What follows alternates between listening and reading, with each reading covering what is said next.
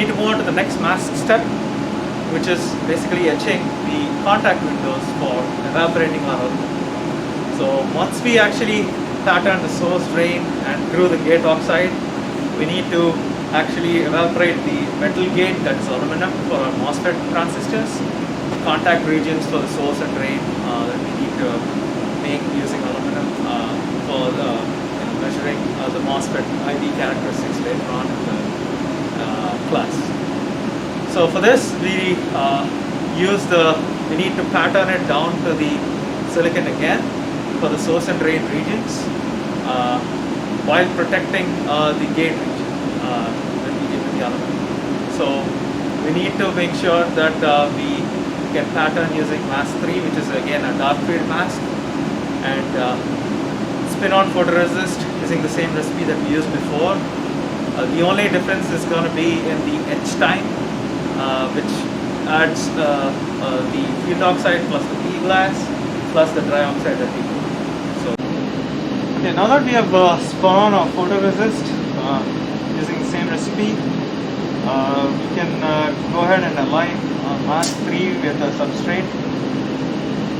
So this is mask 3, which patterns the contact windows for aluminum. And as you can see, there are windows.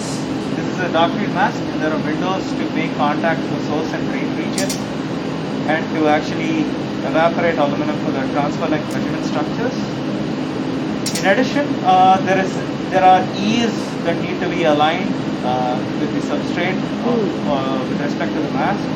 But however, since we saw the challenge of slightly over-etching our substrate, you can see rounded features on the substrate with respect to the mask, and we need to align. So it is very important to make sure that we don't have any alignment errors while aligning, number one, so that even if you have slight over-etches, you don't end up losing the functionality of the devices. So we can, since this is a dark field mask again, we can start with aligning with respect to the edge of the mask, and use the error correction method that we discussed earlier in this lecture. And the alignment needs to perform while it's in separation. So let's reduce the rotation error by 2, and then translate it. So let's align that to say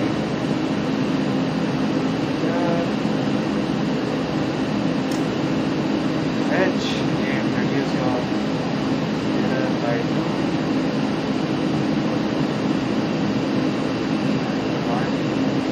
A good way to do this alignment is use the innermost E and see how centered it is. That way you can ignore the overedge that happened in the second layer. Okay, now that we have finished the micro alignment, it is important to again cross-check our features.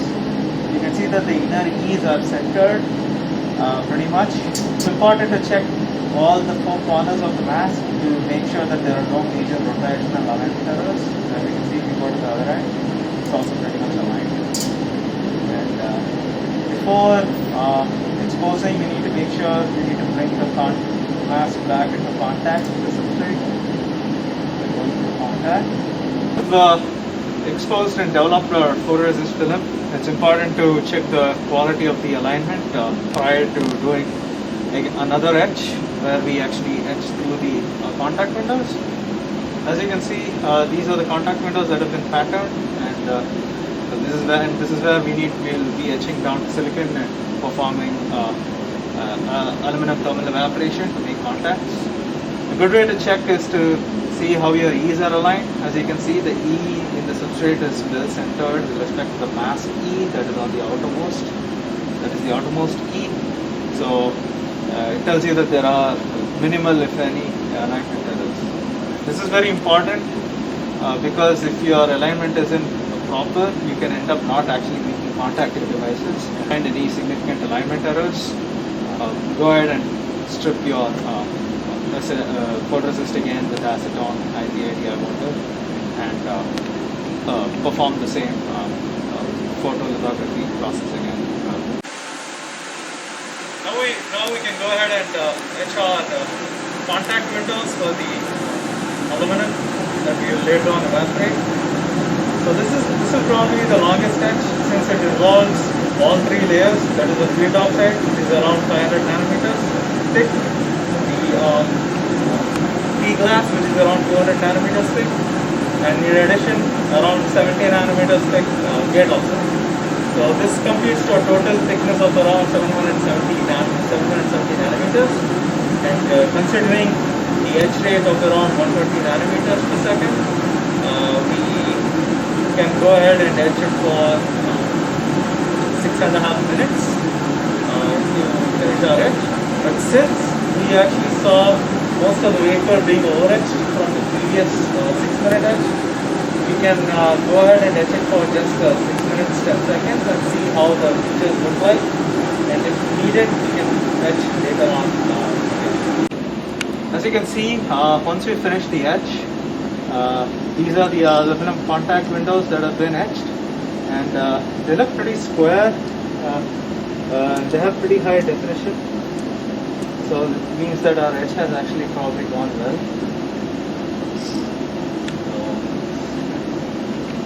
So you can see while the previous gate window etch is kind of rounder at the edges because of the slight over etch, by adjusting our etch time now for this step, we have made sure that the contact windows are more or less pretty rectangular, and this means that our etch time was near solid. Another thing to check is to see how the surface is reflective in white light. So that means that it has actually etched down to silicon. If it isn't reflective, that means there is some oxide left. So we need to make sure that it is actually etched down to silicon, so when we actually evaporate aluminum, it makes a good electrical contact. Another thing to keep in mind is to make sure that you don't waste too much time between the step and evaporating aluminum, or as you can form a native silicon oxide that can affect the quality of your contact from your aluminum to the regions of the MOSFET. Now we can go ahead and evaporate aluminum the places where we etched our contact windows.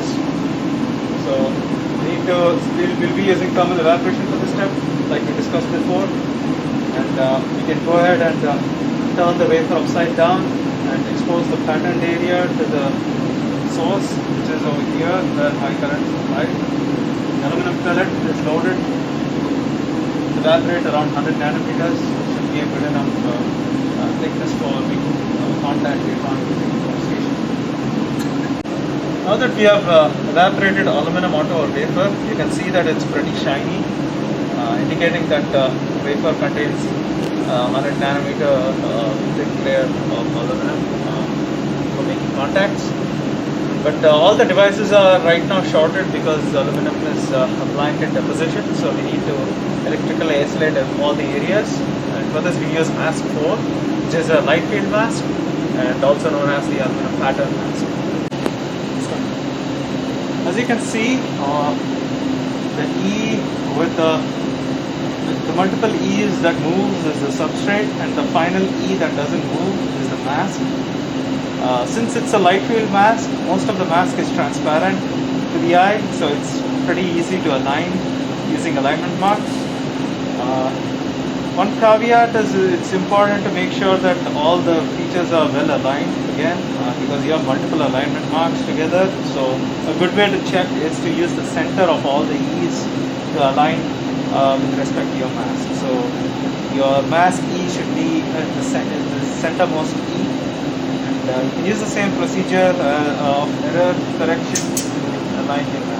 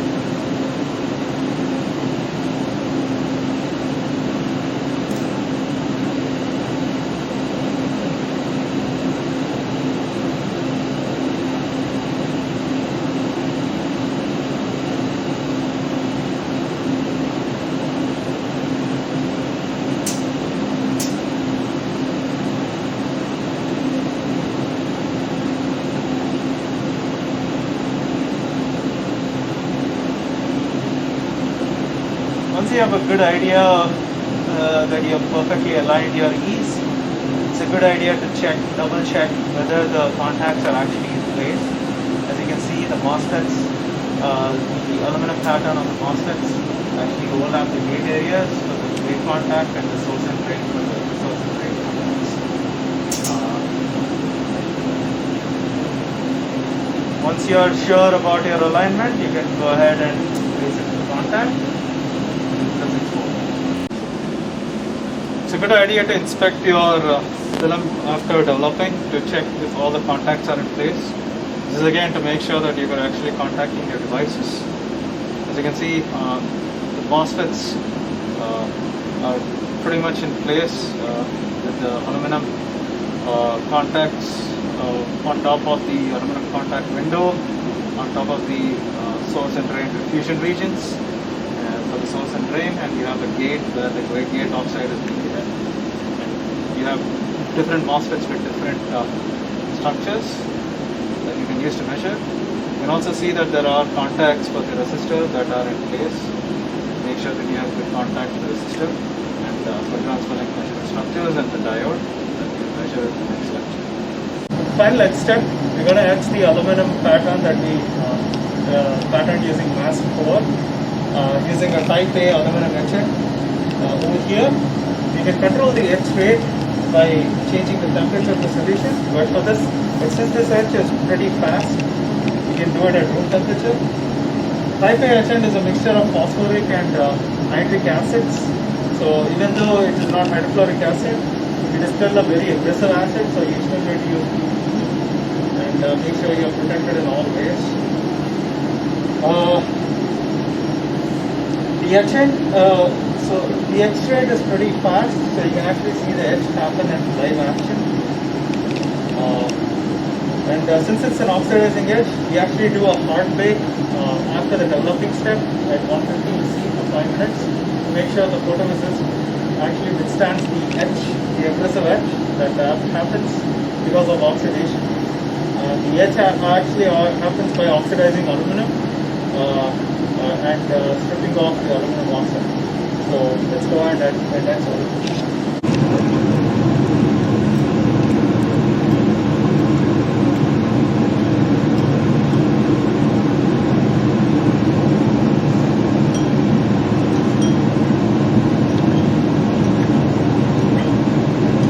As you can see, for this etch, the end point is very visible, so you know your etch is done when your wafer is no longer shiny.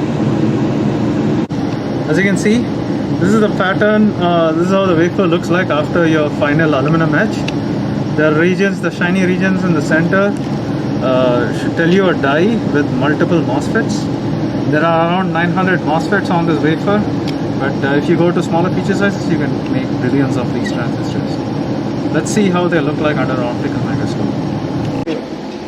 As you can see, this is the transistor structure that we finally synthesized using this flow. There are multiple regions where you can actually see the aluminum making contact with the source and drain contact windows, followed by the source and drain. There's a gate contact that directly is over gate oxide that you grew for a gate window etch. There are different MOSFETs with different lengths. This is ranging from 100 microns down to 25 microns. And we also have other structures such as a diode over here, which is a P-type and N-type type structure with the diffusion window over here that leads to the N-type region and the P-type substrate. The alignment marks tell you how well the entire wafer is aligned, so it looks like it's pretty well aligned for our purpose. The final structure that you can look at are the resistor and the transfer link measurement structures. You can see the resistor is making very good contact with the aluminum contact over here, and the transfer link measurement structures, you can see, have regions with different lengths from which you can extract the contact resistance in this next lecture. Now that we have fabricated our MOSFETs and other test structures on our wafer, we can go down to the characterization lab, which has probe stations, and measure the actual devices that we have fabricated. See you next lecture. Thank you.